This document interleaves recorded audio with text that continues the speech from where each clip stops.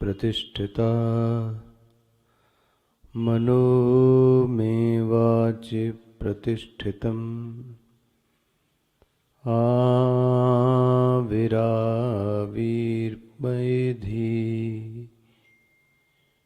वेदस्यमवाणिस्थः श्रुतं मे मा प्रहासीः अनेनाधीतेन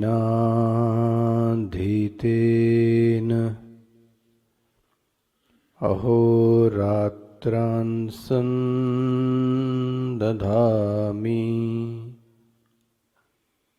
ऋतं वदिष्यामि सत्यं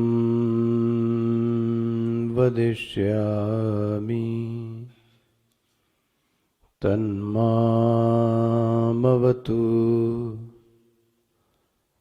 तद्वक्तारमवतु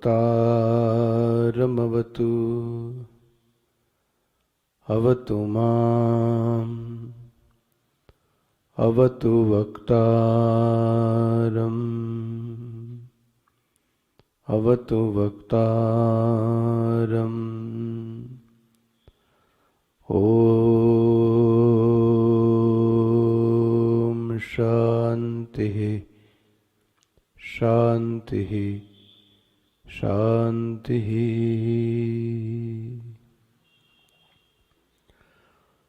सदाशिवसमारम्भां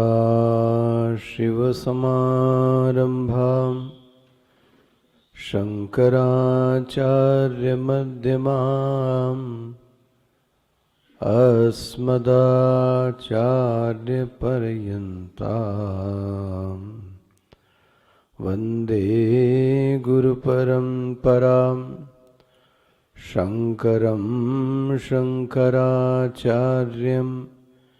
केशवं वादरायणं सूत्रभाष्यकृतौ वन्दे भगवन्तौ पुनः पुनः भगवन्तौ पुनः पुनः भगवन्तौ पुनः पुनः। ओमाप्यायन्तु मम वङ्गानि वाक्प्राणचक्षुश्रोत्रमथो बलम् इन्द्रियाणि च सर्वाणि सर्वं ब्रह्मोपनिषदं माहं ब्रह्म निराकुर्याम् मा ब्रह्म निराकरोत् अनिराकरणमस्त्वनिराकरणं मे अस्तु तदात्मनि निरतेयौपनिषत्सु धर्माः ते मयि सन्तु ॐ शान्ति शान्ति शान्तिः।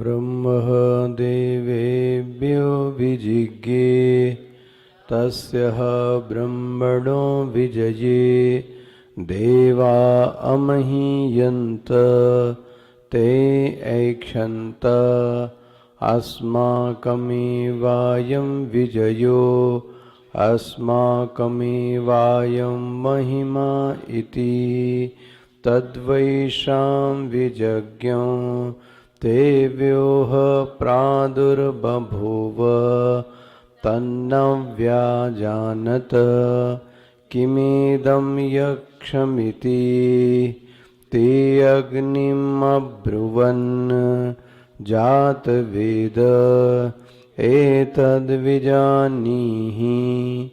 किमेतद्यक्षमिति तथेति तदभ्यद्रवत तमभ्यवदत कोऽसीति अग्निर्वा अहमस्मि इति अब्रवीद जातवेदा वा अहमस्मि इति तस्मिंस्त्वयि किं वीर्यम् इत्यपीदीयगं सर्वं दहेयं यदिदं पृथिव्यामिति तस्मै तृणं निदधौ तदुप्रेयाय सर्वजवेन तन्न शशाकदग्धुं ततएव निवृत्यते नैतदशकं विज्ञातुं यदेतद्यक्षमिति अथमायोमब्रुवन् एतद्विजानीहि किमेतद्यक्षमिति तथेति तदभ्यद्रवत तमभ्यवदत कोऽसीति वायुर्वा अहमस्मि इति अब्रवीन् मातरिश्वा वा अहमस्मि इति तस्मिंस्त्वयि किं वीर्यम् इत्यपीदीयगं सर्वम् आददीय यदिदं पृथिव्यामिति तस्मै तृणं निदधौ एव एत आददस्वेति तदुप्रेयाय सर्वजवेन तन्न शशाका दातुं स ततैव निव्रव्रते नैतदशकं विज्ञातुं यदेतद्यक्षमिति अथमिन्द्रम् अब्रुवन् मघवन् एतद्विजानीहि किमेतद्यक्षमिति तथेति तदभ्यद्रवत तस्मान्तिरोदधे स तस्मिन्नेवाकाशे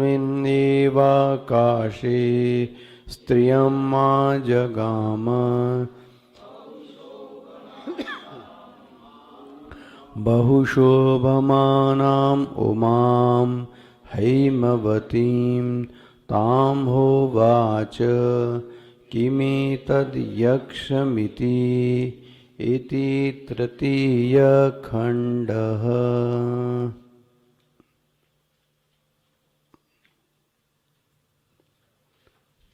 पेज नंबर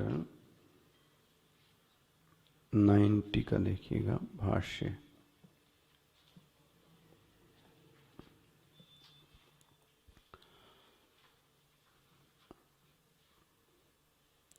आखिरी पंक्ति, न एतद् यक्षम अशकम शक्तवानहं विज्ञातुं विशेषतः यदेतद् यक्षमिति अथ वायुम इति अथ अनन्तरं वायुम अब्रुवन् हे वायु एतद् विजानीहि इति इत्यादि समानार्थं पूर्वेण वानात् गमनात् गन्धनात् वायुः मातरि अंतरिक्षे श्वयति मातरेष्वा इदं सर्वम् अपि आददीय गृह्णीयाम् यदिदं पृथिव्याम् इत्यादि समानमेव। अथ इन्द्रम् अब्रुवन्न मघवन् एतद्विजानीहि इत्यादि पूर्ववत्। इन्द्रः परमेश्वरः मघवन् मघवान् बलवत्वात् तथेति तद अभ्यद्रवत तस्मान् इंद्र आत्मसमीपम गतात् ब्रह्म तिरोदधे तिरोभूतम इंद्रस्य इंद्रत्व अभिमान अतितरां निराकर्तव्यः इति अतः संवाद मात्रम अपि न आददात् ब्रह्मेन्द्राय तद्यक्षं यस्मिन् आकाश प्रदेश आत्मानं दर्शयित्वा तिरोभूतम इंद्रश्च ब्रह्मणां तिरोधान काले यस्मिन् आकाशे आसीत् इति इंद्रः तस्मिन्नेवाकाशे तस्थौ किं तद्यक्षमिति ध्यायन् निवव्रते अग्न्या आदि दिवः तस्येन्द्रस्य यक्षे भक्तिं बुद्ध्वा विद्याम् उमां रूपणीं प्रादुर्भूतः स्त्रीरूपा स इन्द्रः ताम् उमां बहुशोभमानां सर्वेषां हि शोभमानां शोभनतमां विद्यां तदा बहुशोभमानामिति विशेषणम् उपपन्नं भवति। हैमवतीं हेमकृता आभरणवतीम् इव बहुशोभमानाम् इत्यर्थः।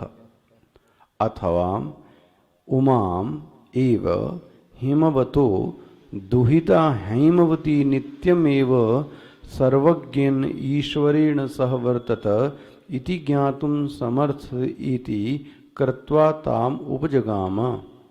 इंद्रः स्तां होम किल उवाच पप्रच्छ ब्रूहि किम एतद् दर्शयित्वा तिरोभूतं यक्षमिति। इति श्रीमद् परमहंस परिव्राजकाचार्य श्रीमच्छंकर भगवत्पादकृतौ केनोपनिषद पदभाष्ये तृतीय खंडः।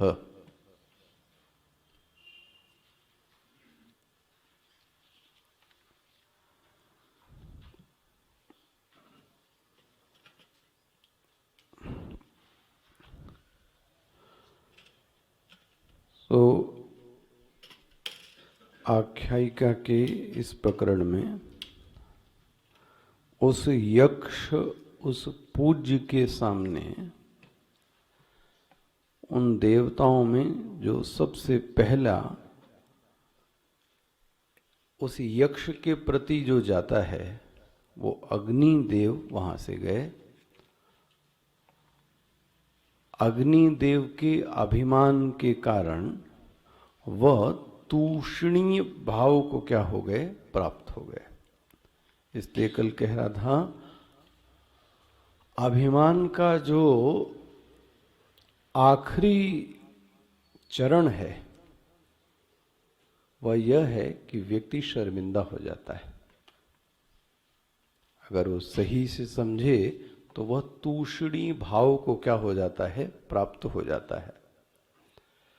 तो अभिमानी का अभिमान टूट जाने पर, और ये तो हम लोगों के साथ भी यही प्रकरण होता रहता है।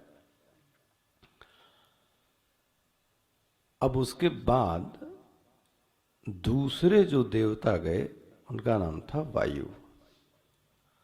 लेकिन इसमें एक बात थोड़ी दर्शन पक्ष की यह देखनी चाहिए, यह यक्ष है, यह सामान्य ज्ञान सभी देवताओं को था।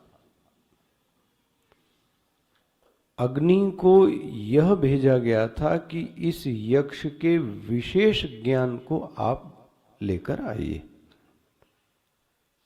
तो अग्नि का जो विशेष कार्य था वो यह था कि यक्ष के बारे में विशेष ज्ञान को अर्जित करो, ना कि सामान्य ज्ञान को अर्जित करो। सामान्य ज्ञान क्या है? इदम यक्षम, ये कौन है? ये यक्ष है, यह पूज्य है। इसको देखने से विस्मापयीने, इसके देखने से अद्भुत रूप दिख रहा है, पवित्रता दिखती है। लेकिन यह तो प्रत्यक्ष है। लेकिन विशेष ज्ञान लेकर आओ, और परिणाम यह हुआ कि जब अग्निदेव वापस आते हैं तो वह स्पष्ट कहते हैं कि मैं अग्नि के विशेष, मैं यक्ष के विशेष रूप को जान नहीं सका। देखो ये पंक्ति आई थी, न एतद यक्षम असकम श्रक्तवान अहम विज्ञातुम विशेषतः। मिल गया ये पंक्ति, आखिरी 80 पेज पे जो पढ़ी थी, इस नए पैरा के पहले। मैं उनके विशेष ज्ञान को नहीं जान सका। कौन कह रहा है ये? अग्निदेव। अच्छा, सामान्य रूप को जान सका, जबकि अग्नि का संवाद भी यक्ष के साथ हुआ। अग्नि का संवाद होने के बावजूद विशेष ज्ञान नहीं हुआ। तो देखो इसमें ये दर्शन की चीजें देखना। प्रत्यक्ष के द्वारा कभी भी विशेष ज्ञान की उत्पत्ति नहीं हो सकती है।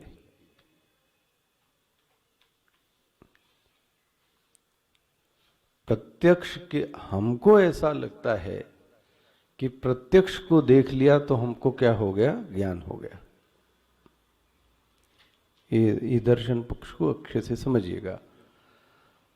आप किसी के सामान्य रूप को समझ सकते हैं, विशेष रूप का ज्ञान प्रत्यक्ष से, सिर्फ प्रत्यक्ष से नहीं हो सकता। इतनी पहले पंक्ति समझ में आ गई क्या कहा जा रहा है?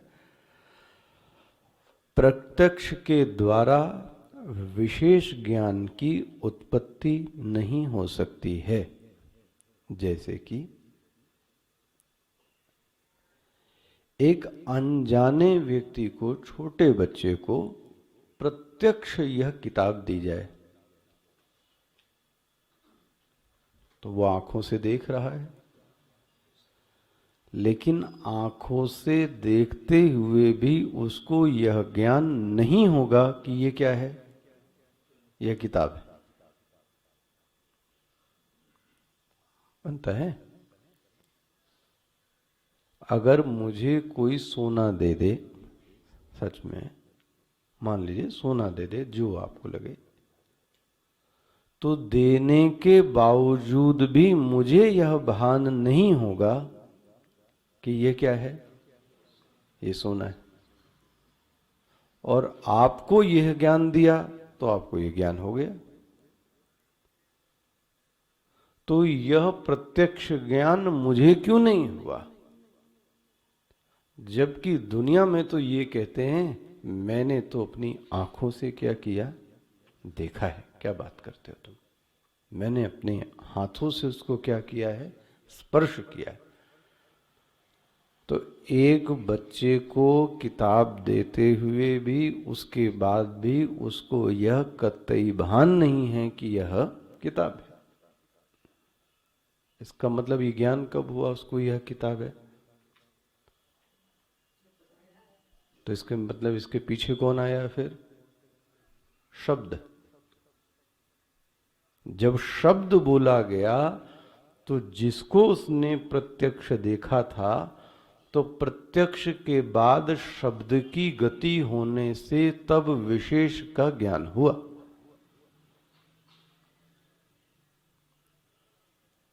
कठिन इसलिए पढ़ा रहे हैं क्योंकि ये बड़ा सरल बोलते, माता जी बोले बहुत सरल बोलो, सब समझ में आ जाता है एकदम से। अब आप ऐसा समझो, चलो हाँ, नहीं समझ में आ गए फिर।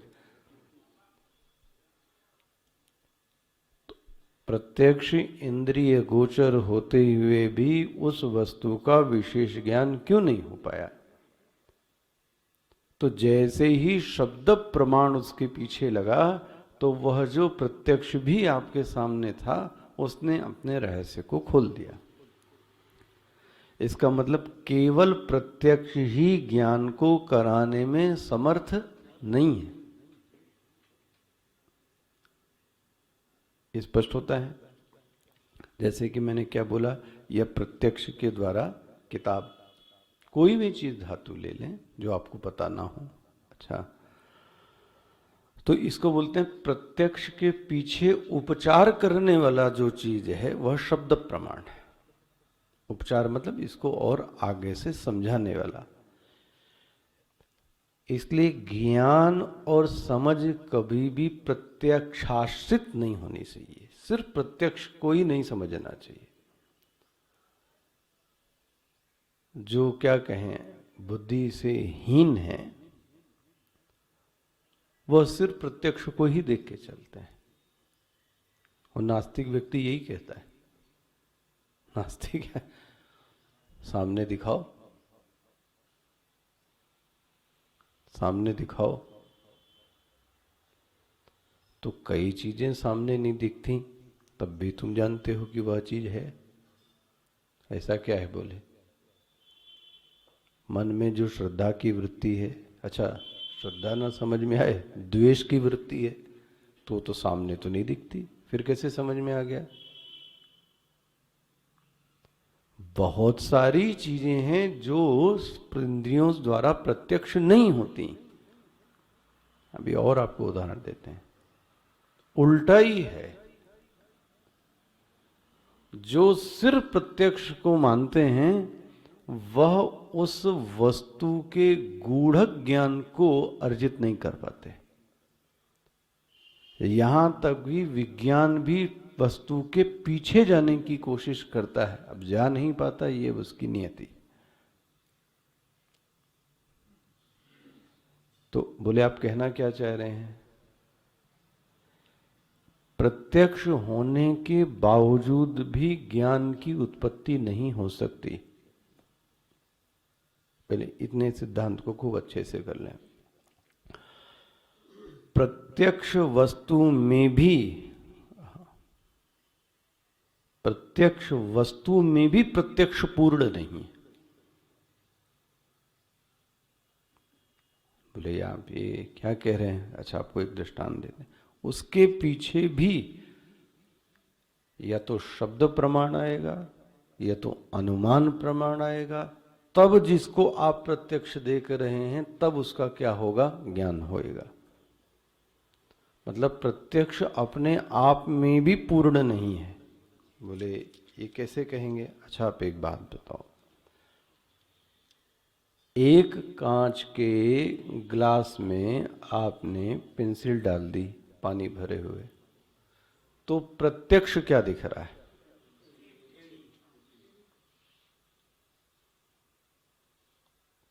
ठीक है ना। अच्छा उसी को आपने कांच के ग्लास से बाहर निकाल दिया तो अब पेंसिल कैसी दिख रही है, तो ये भी कैसे दिख रही है प्रत्यक्ष, वो भी कैसे दिख रही है, कौन सही है।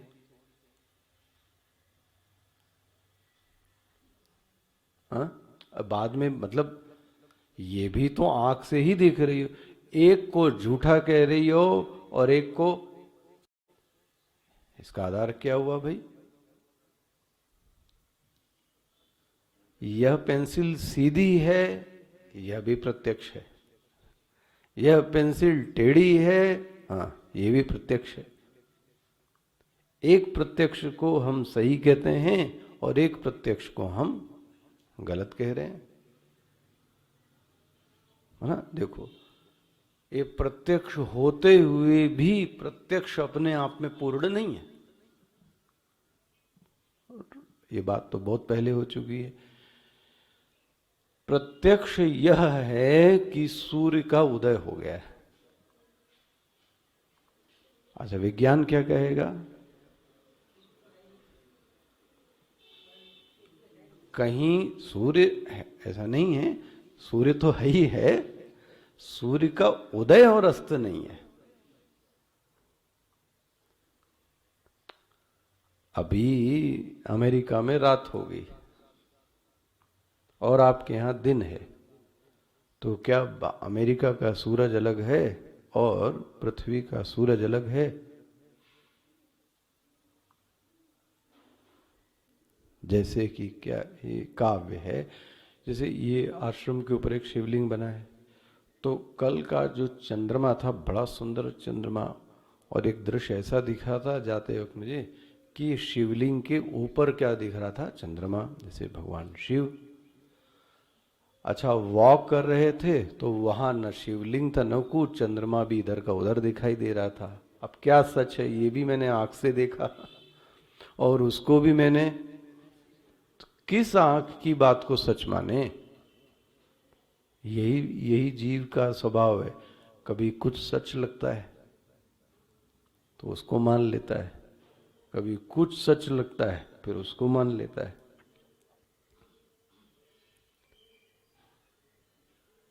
ये पेंसिल टेढ़ी है, यह पेंसिल सीधी है, दोनों ही प्रत्यक्षागम है। लेकिन इसके बावजूद जो ज्ञान से थोड़ा परिपूर्ण समझदार व्यक्ति है वो कहेगा नहीं नहीं, जब जल की उपाधि लग जाती है तो जल का पेंसिल से संयोग होने पर पेंसिल टेढ़ी सी प्रतीत होती है ना? पेंसिल टेढ़ी नहीं है, जल की उपाधि के कारण पेंसिल टेढ़ी लगती है। उपाधि के चले जाने पर वस्तु अपने पुनः उस भाव में आ जाती है। तो यह जो दिख रहा है, ये दिखने का कारण उपाधि है। अभी जो आप श्रोता हैं वो श्रोतापन की उपाधि के कारण श्रोता है, वास्तविक श्रोता नहीं है। क्योंकि जैसे ही आप अपने घर गए तो दूसरा बन गए। तो वो क्यों बन गए? क्योंकि दूसरी उपाधि आ गई। तो जो भी सब कुछ बन रहा है, व्यवहार हो रहा है, वो किसके कारण है? अच्छा, इस उपाधि को हटा दें तो आप हैं या नहीं? तो इसका मतलब जो दिख रहा था फिर वो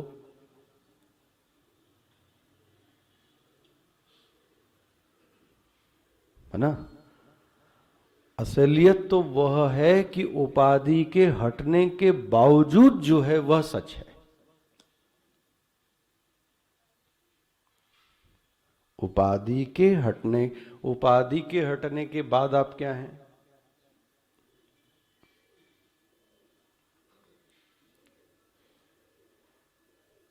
बोलो भाई, उपाधि के हटने के बाद आप क्या हैं? मैं आपके जैसे श्रोता होता तो मैं उस गुरु से ये प्रश्न पूछता, कौन सी उपाधि हटने के कारण? प्रश्न है, मैं पुरुष हूं और मैं स्त्री हूं, ये किस उपाधि के कारण है? शरीर के कारण। मैं श्रोता हूं, ये किस उपाधि के कारण? गुरु और शिष्य की उपाधि के कारण। बोले मैं जीव हूं, ओ ये भी जन्म और मरण की उपाधि के कारण है। ये भी ये हटा दें तो फिर क्या बचा? बोले कुछ बचा कि नहीं बचा? बोले बचा तो। बोले वो क्या है? बोले हूं। बोले यह ज्ञान है, यह ज्ञान है। इसी ज्ञान को निदिध्यासन में देखने का प्रयास करना चाहिए। उपाधियों को हटाते हुए, अभी जब तैत्तिरीय आएगा, अन्नमय की उपाधि हटा दी तो थोड़ी देर के लिए अपने आप को शरीर से अलग देखने की कोशिश करें कि मैं शरीर से अलग हटाने के बावजूद हूं या नहीं हूं। तो किसी दूसरे की बात मत मानो भाई, अपनी अनुभूति कर लो तो आपको लगेगा हूं। ये प्राणमय कोश से भी हट जाओ भाई, मनोमय कोश, ये भावना से भी हट जाओ। और यह जो ज्ञानाभिमान और ज्ञान का अभिमान लेके बैठे हो, यह जीवत्व की अनुभूति लेके बैठे हो, यह व्यक्तित्व की अनुभूति लेके बैठे हो कि मैं ध्याता हूं, ये भी हटा दो। तो फिर कुछ बचा कि नहीं बचा? बोले बचा। बोले वो क्या बचा?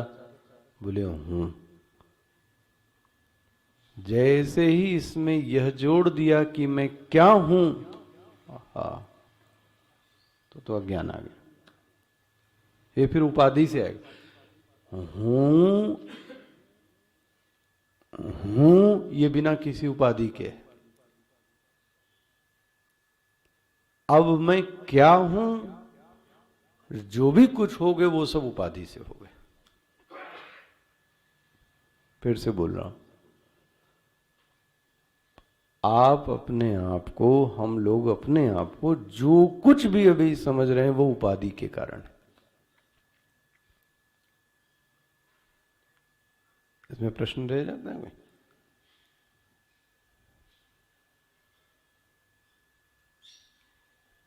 हमारा जो वास्तविक स्वरूप है वह तो क्या होता है? बिना उपाधि।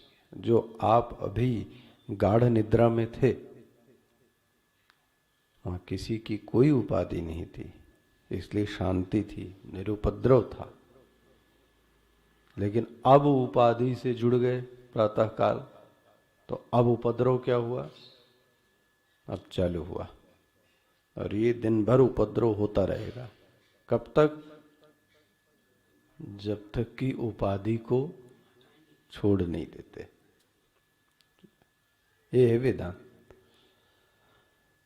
तो प्रत्यक्ष को भी उपचार करने वाला जो चीज है प्रत्यक्ष को, वो कौन है? वो शब्द प्रमाण होगा या अनुमान प्रमाण होगा। पेंसिल टेढ़ी है, ये प्रत्यक्ष दिख रहा है, लेकिन जब आपने अनुमान किया कि पेंसिल तो टेढ़ी नहीं दिख रही है निकालने के बावजूद, तो फिर टेढ़ी क्यों दिखी?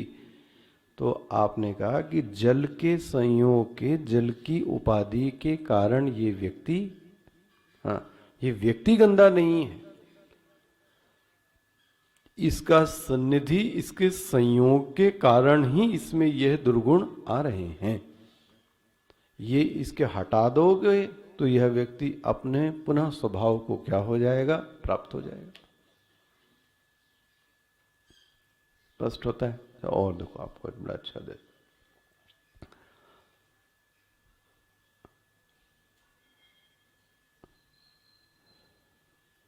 ईश्वर के प्रत्यक्ष आगमन के बावजूद तुलसीदास जी को ये भान नहीं है कि भगवान है। यही तो घटना घटी। चित्रकूट के घाट पर भई संतन की भीड़, हाँ, तुलसीदास चंदन घिसे, तिलक देत रघुवीर। तो ये घटना क्या घटी थी? वेदांत की दृष्टि से देखो,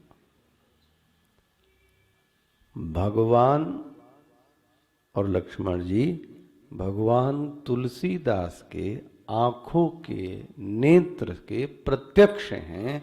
नेत्र प्रत्यक्ष होते हुए भी, हाँ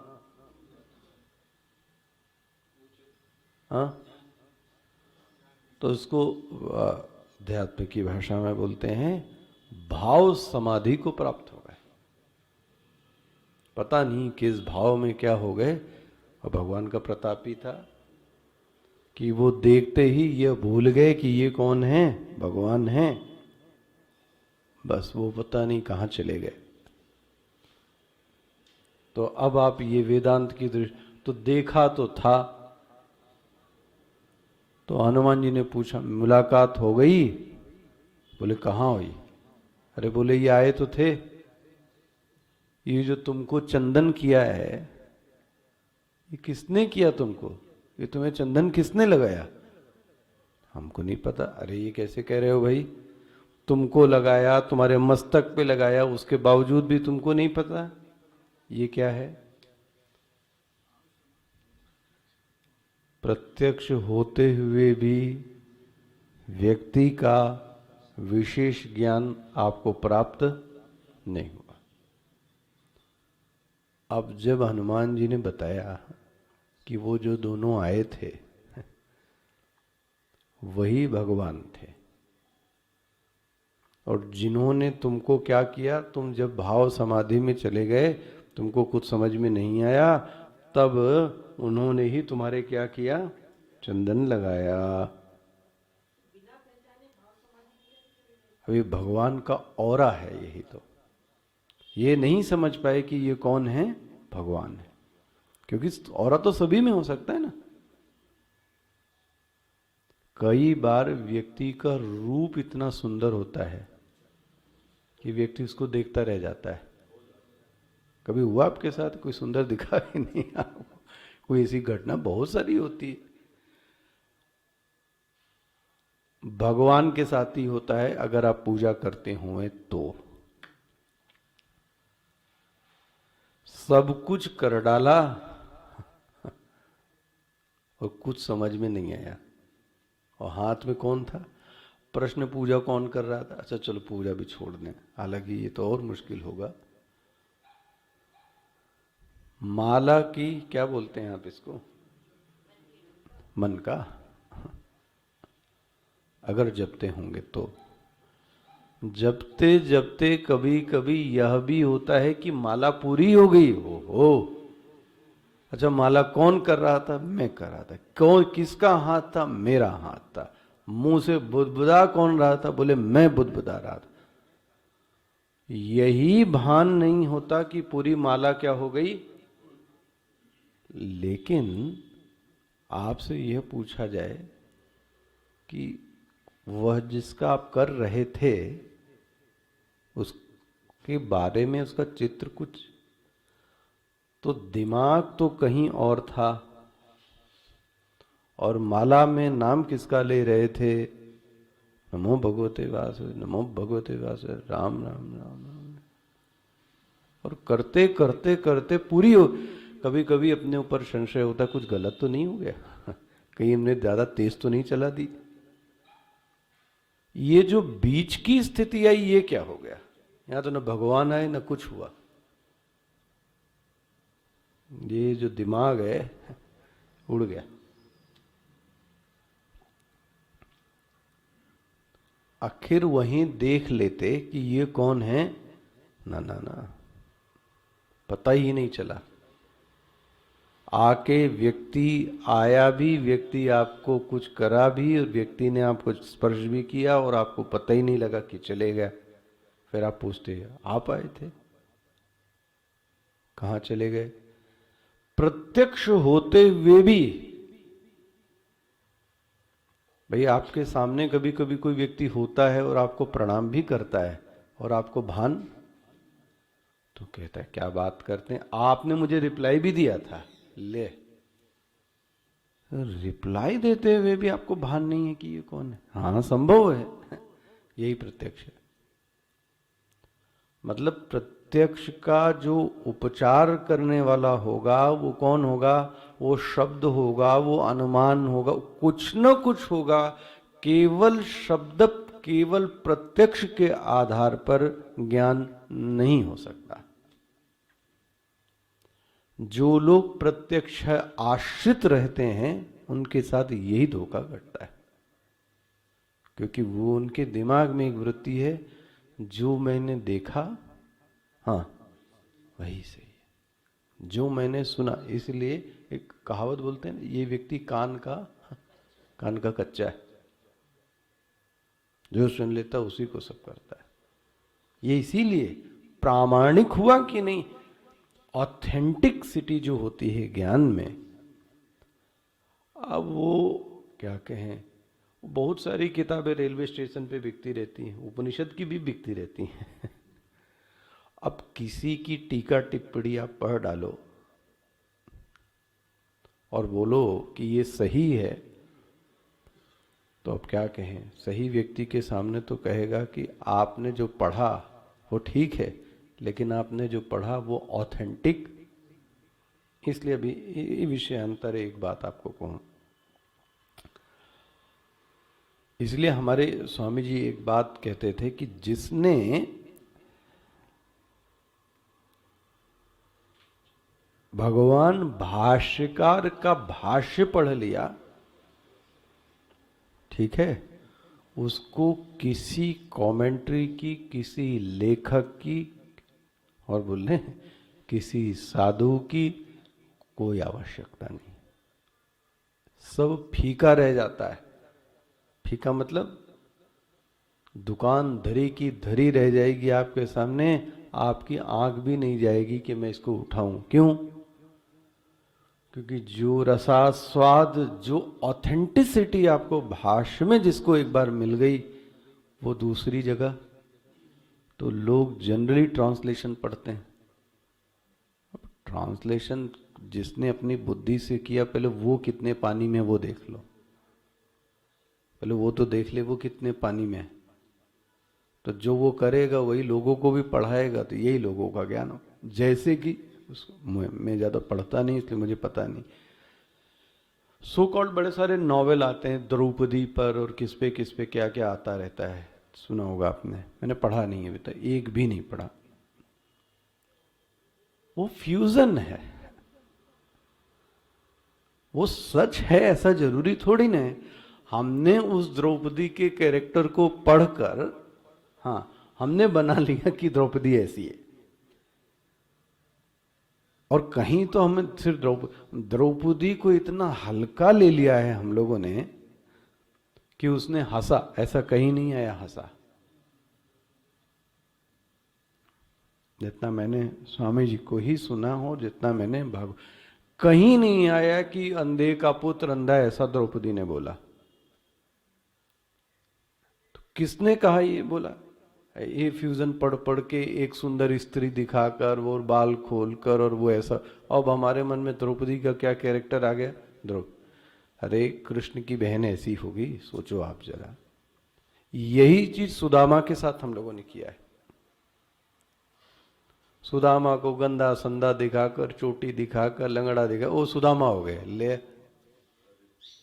वो चना चोरी कर लिया, ऐसा भी कहीं नहीं लिखा चना चोरी, ऐसा भी कहीं नहीं। इसका प्रमाण एक ही ग्रंथ है, श्रीमद् भागवत। भागवत में कहाँ लिखा है वो बता दो। जो भी कहता है वो उसमें से दिखा दे, कहीं नहीं आया। मन गढ़ंत पढ़ पढ़ के कमेंट्री और कथा सुन सुन के वो सब हमने अपने दिमाग में, ऐसे ही सबसे भ्रामक हमने जो बना रखा है वो नारद जी को बना रखा है। नारद जी ब्रह्मज्ञानियों में ब्रह्मज्ञानी हैं और हमने उनको कार्टून समझ रखा है, कार्टून समझ रखा है। सोचो आप, नारद जी जैसा चलता फिरता विश्वविद्यालय कोई नहीं, वहां एक विद्या तो कोई पढ़ नहीं पाता। नारद जी तो पूछते हैं कौन सी विद्या है जो उनको नहीं आती, कहते हैं पहले स्कंद में मिल जाएगा, महात्म्य में। चलता फिरता विश्वविद्यालय है। 100 डॉक्टरेट से क्या, अनगिनत डॉक्टरेट की उपाधि किसी को दी जाए तो उसका कैसा होगा दिमाग। यहाँ एक डॉक्टरेट की उपाधि से तो खराब हो जाता है दिमाग, 4 किताबें पढ़कर ही खराब हो जाता है। नारद जी भगवान के शिष्य, भगवान के दास, ब्रह्मज्ञानियों में। ये हम लोगों ने कैसे बना लिया उनके बारे में?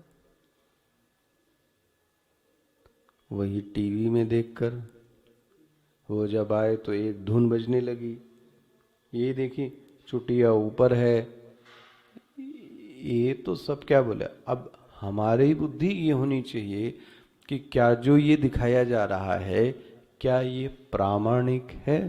पहला प्रश्न, प्रामाणिक है? इस प्रामाणिक का सोर्स क्या है? वो सोर्स को दिखा दीजिए जहां ऐसा लिखा हो व्यक्तित्व। कहीं भी भागवत में जो नारद जी का चित्रण आता है वो भागवत में मैंने तो कहीं पढ़ा ही नहीं ऐसा। स्पष्ट हुआ? इसको बोलते हैं प्रामाणिक होना चाहिए। तो ज्ञान भी हमारा कैसा होना चाहिए? प्रामाणिक होना चाहिए। प्रामाणिक ज्ञान मतलब क्या हुआ?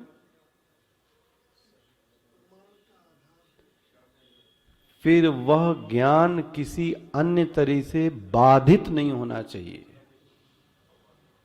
बन गया? वह ज्ञान है जो बाधित नहीं हुआ था। जो बाधित हो जाए वो ज्ञानाभास है। आज कुछ है, कल कुछ है। विज्ञान कहता है कि प्रकाश पहले ऐसे चलता था, फिर बोलता है सीधे चलता है। अभी तक भी जो विद्यार्थी विज्ञान के हैं या वैज्ञानिक, वो अभी बता नहीं पाए कि प्रकाश का जो गति है, उसका जो आकार है वो कैसा है, अभी भी नहीं पता। तो जिसको टेढ़ा लगा वही है, पृथ्वी पहले कैसी है, पहले ऐसी कहा वैसी कहा, शास्त्र में जो कहा है वो प्रामाणिक है। तो स्पष्ट हो गया। तो मैं यहां क्या कहना चाह रहा हूं, वह जो प्रत्यक्ष होते कोई प्रत्यक्षाश्रित रहे और यह सोचे कि उसको विशेष ज्ञान हो जाएगा, उसको कभी विशेष ज्ञान नहीं हो सकता। इसको प्रत्यक्ष होते हुए भी, किसको, इंद्र को, इसको प्रत्यक्ष ज्ञान नहीं हुआ। अग्नि को विशेष ज्ञान नहीं हुआ। सामान्य ज्ञान तो सबको था पहले से ही। अथवा युम ब्रुवन, देखो जी मिल गया। अब मंत्र देखिएगा, ओरिजिनल है ना इसी पे। एतद, अब जब वायु, अब इसमें आपने पढ़ा कि वह भी कैसा हो गया, निस्तेज हो गया। कौन, अग्नि भी। अच्छा, यही चीज वायु के साथ भी हुई। देखो जी, वायु के साथ भी यही हुई। क्या चीज हुआ, वायु भी फिर निस्तेज हो गया। अथवायुम अब्रुवन एतद विजानीहि, वायु महाराज गए, किमेतद यक्षमिति, ये यक्ष कौन है जाके पता लगाओ। तदभ्य द्रवत, गया दौड़ के, तमभ्य वदत, गया और जाते ही बोला, कोसीति, कौन हो, दिख रहा आपको ये सब, ऊपरी मंत्र में देखते जाना। कोसीति वायुर्वा अहमस्मि इति, मैं कौन हूं, मैं तो वायु हूं, मुझे नहीं जानते। मेरा नाम मातरिश्वा है, मेरा नाम वायु है, मेरा नाम मातरिश्वा है, तुमको पता नहीं है। अहम अस्मि इति। अच्छा भाई, यक्ष कहता है बहुत सुंदर नाम है आपका महाराज, अब एक बात बता दो, नाम के अनुरूप शक्ति है या नहीं। तस्मिन् त्वयि किंग वीर्यम, अब मेरे ख्याल मंत्र आपको सब समझ में आ रहे होंगे। तस्मिन् त्वयि किंग वीर्यम, अरे तुम नाम तो छोड़ो, तुम ये बताओ तुम में शक्ति क्या है। बोले शक्ति, मेरे अंदर जितना भी कुछ है, यदि पृथिव्यामिति सर्वम आददीय अपीदगम सर्वम, मैं जो चाहूं यहां से उठा सकता हूं, ये वायु में शक्ति है। और अंत में वो भी क्या हुआ, मैंने आपसे बोला, अभिमान का अंत लज्जा में ही है। समझ में आ जाता है कि मुझ में वास्तव में कितनी शक्ति है। अभी आएगा, भगवान भाष्यकार ही बताएंगे। तो बस ये याद रखने वाला जो इसमें था, अभिमान व्यक्ति को निस्तेज कराता है। हो गया, कल ये विषय आया था। लेकिन यदि हम शरणागत होकर उसके सन्निधि में रहें तो हमारा तेज और क्या हो जाता है, बढ़ जाता है। गुरु के साथ अभिमान रहकर यदि कोई चलता है तो वो कैसा हो जाएगा, फिर यही निस्तेज। ईश्वर के सामने अपने आप को क्या समझता है, अभिमानी समझता है। भगवान, फिर मैंने आपको कहा, शेर को सवा शेर, चलो जिस चीज का अभिमान भगवान दिखा देते हैं। लेकिन वही चीज जो भी तुम में गुण हैं, विशेषण हैं, अगर उस विशेषण के साथ शरणागति का भाव होवे तो, याद आया, राम जी के सामने भरत जी का तेज निस्तेज नहीं हो गया, जबकि और सब तो निस्तेज हो जाते हैं। क्योंकि भरत जी में जो तेज है उसमें शरणागति मिश्रित है।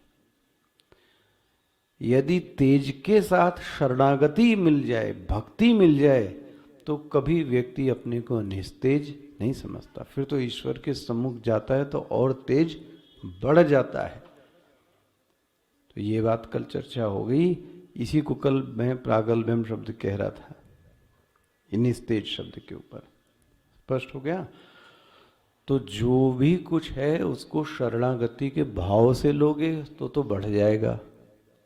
और जरा सी जो आपकी शक्ति दीपक की भांति है उसमें अभिमान हो गया और बड़े व्यक्ति के सामने, तो फिर आपका तो फिर क्या कहें, बंटादार है। स्पष्ट हुआ? हम देखो जरा भाष्य। अथ वायुम इति अथ अनंतरम, भाष्य देखते जाइए। अथ वायुम, अथ मतलब अब बोले कब?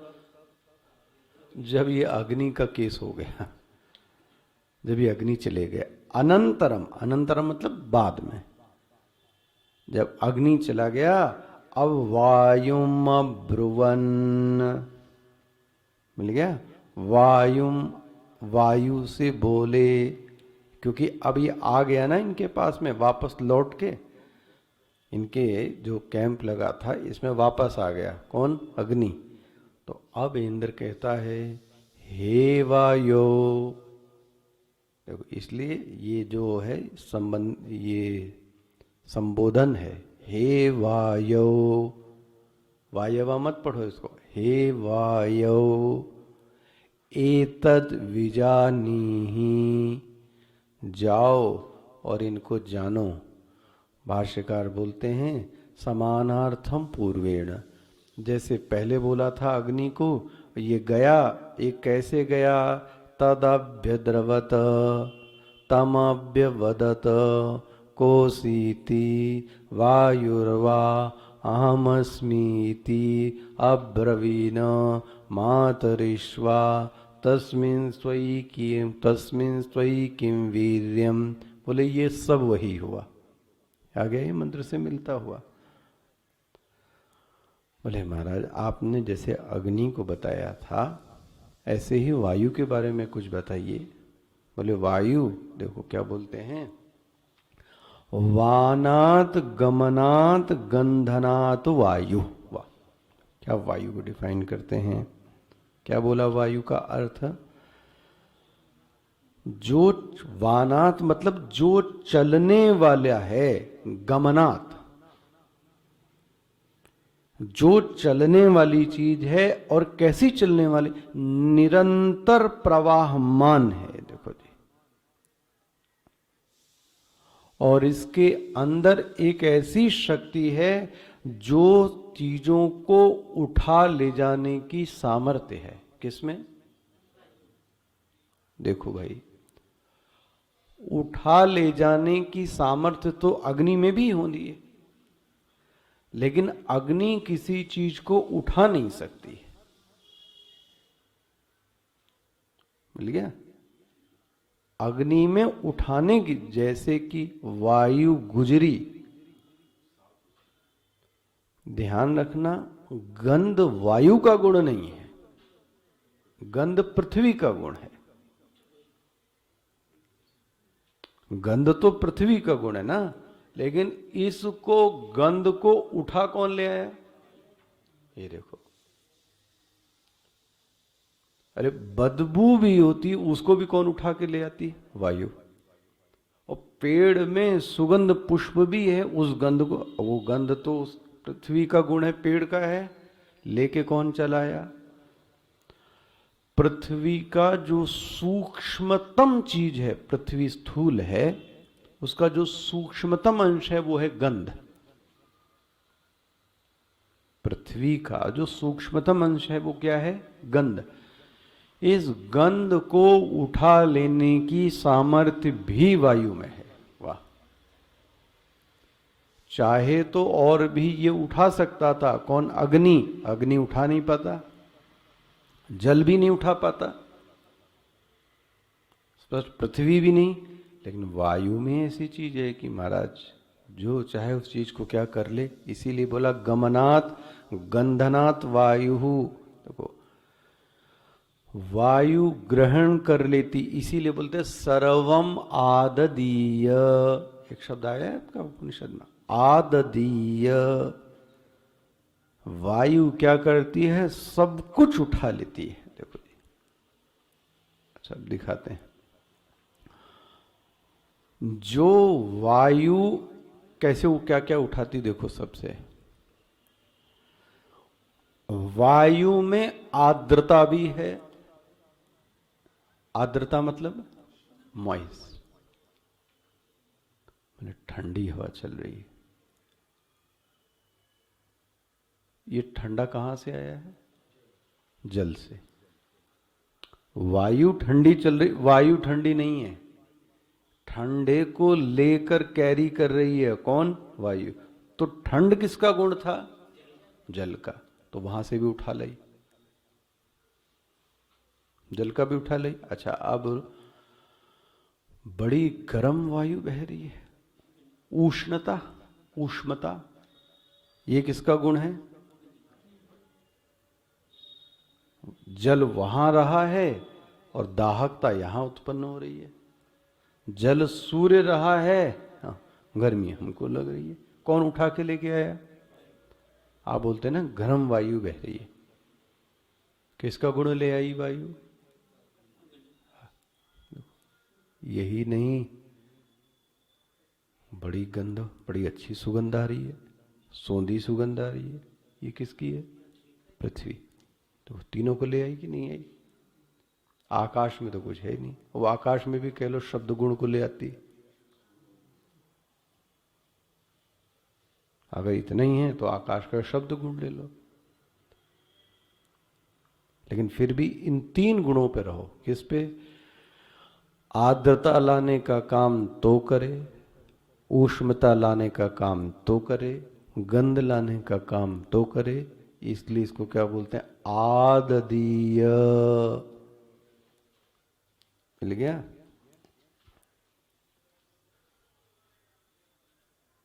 स्पष्ट हुआ।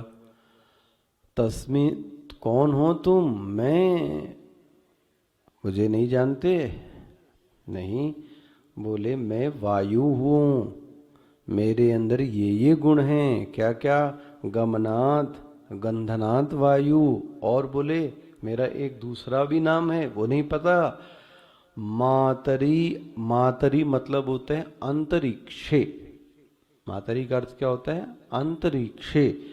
तो देखो भाष्य का, मातरी अंतरिक्षेषु यति, मैं कहाँ चलती हूँ, हाँ अंतरिक्ष में भी मैं चलती हूँ। देखो ये मेरी गति है, इतनी सोच लो, इतनी मेरी गति है, ये सोच लो। ओहो, ये कौन कह रहा है, इति सर्वम अपि आददीय। देखो मिल रहा है, इति सर्वम अपि आददीय गृह्णीयाम यदिदम पृथिव्याम आदि। ये जो भी कुछ पृथ्वी पर है, मैं सब कुछ महाराज उठा के क्या कर सकती हूँ, पटक सकती हूँ। तो उसने क्या दिखाया, चलो भाई बहुत शक्ति है। तो ये तुम्हारा पहले वाला गया था, ये टुकड़ा भी जेब में हमारे रखा है। वही टुकड़ा उसने तोड़ा नहीं दोबारा, वही जो टुकड़ा पहले रखा था वही टुकड़ा रख दिया। उसने कहा था मैं दुनिया को जला सकती हूं, अब तुम कह रहे हो कि तुम सबको उठा सकते हो, तो एक काम करो, इसी घास के टुकड़े को उठा लो। अब तस्मै तृणम निदधो एतद आददस्वेति तदुप्रेयाय सर्वजवेन। बड़ी तेजी से दौड़ा महाराज उसको टुकड़ा उठाने को। तन्न शशाका दातुम, महाराज कुछ भी नहीं हिला, 1 सेंटीमीटर भी नहीं हिला पाया। सतत एव निवृव्रते। महाराज वो भी वहां से क्या हो गया, निवृत्त हो गया। न एतद अशकम विज्ञातुम यदेतद यक्षमिति। मैं इसको जानने में भाष्यकार क्या, जदिदम पृथिव्याम इत्यादि समान एव सम, जैसे पहले कहा ये भी बड़ी तेजी से आया, उसको यक्ष ने दिया लेकिन ये कुछ भी नहीं कर पाया और वहां से क्या हो गया, लौट गया। अब बोले किसकी बारी आई, अब इंद्र की। अथ इंद्रम इंद्रम ब्रुवन मघवन। अब महाराज इंद्र आते हैं इसके सामने, किसके सामने, यक्ष के सामने। जब दो इनके विशेष पार्षद फेल हो गए तो राजा ने कहा ज्यादा समय व्यतीत करने से कोई फायदा नहीं है। जब ये दो नहीं कर पाए तो अब कोई कुछ, तो मैं ही चलता हूं, देखता हूं कौन है। अब इंद्र आए, वो देखेंगे कल। कौन सा अध्याय भाई है?